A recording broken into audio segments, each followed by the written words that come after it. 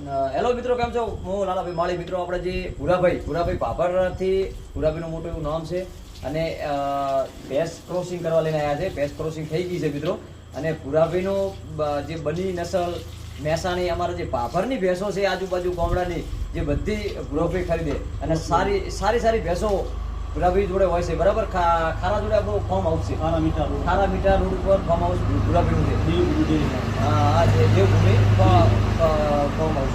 અને ત્યાં આગળ સારી એવી નસલની ભેંસો, અમારી જે ભાભરની ભેંસો વખણાય, આજુબાજુની જે ભેંસો છે તરોસ બની અને સારી નસલની દૂધવાળી ભેંસો ભૂરાભાઈ પાસે જોડે મળી જાય મિત્રો.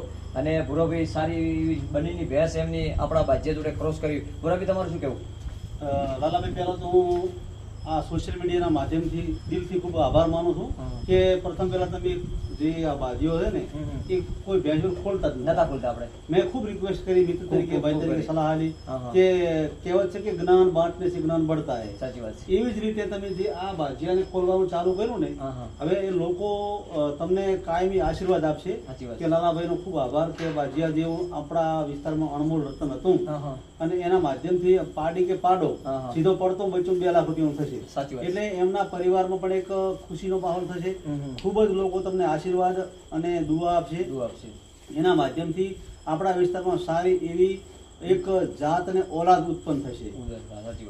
એ બદલ મેં આપને રિક્વેસ્ટ વારંવાર કરતો લાલાભાઈ કે મારું પણ કામ થઈ ગયું અને હું પણ દિલથી આપને કહું છું કે આપ ન પોસાય તો હજુ તમે તમારા 500,000 વધારે કરી દો ફી.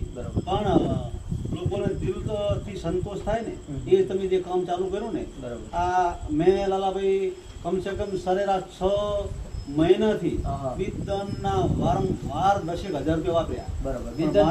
સક્સેસ થતું નથી. સક્સેસ ન થવાના કારણે હું વારંવાર કંટાળીને આપણે રિક્વેસ્ટ કરતો હતો.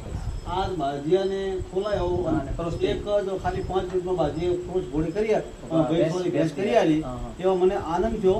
એટલે હું તો મિત્રો પશુપાલકોને વિનંતી કરું છું કે વિદ્યાન કરતા આપણા વિસ્તારમાં અણમોલ બાજીયા જેવું રતન હોય. તમને કદાચ અત્યારે એવું લાગશે કે આટલા બધા ફી અને એ પણ પાડાના, પણ મિત્રો પાડા કહેતા પાડા નથી હોતા.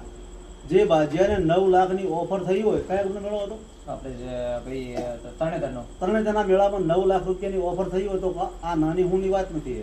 9 લાખમાં 10 ભેંસ આવે.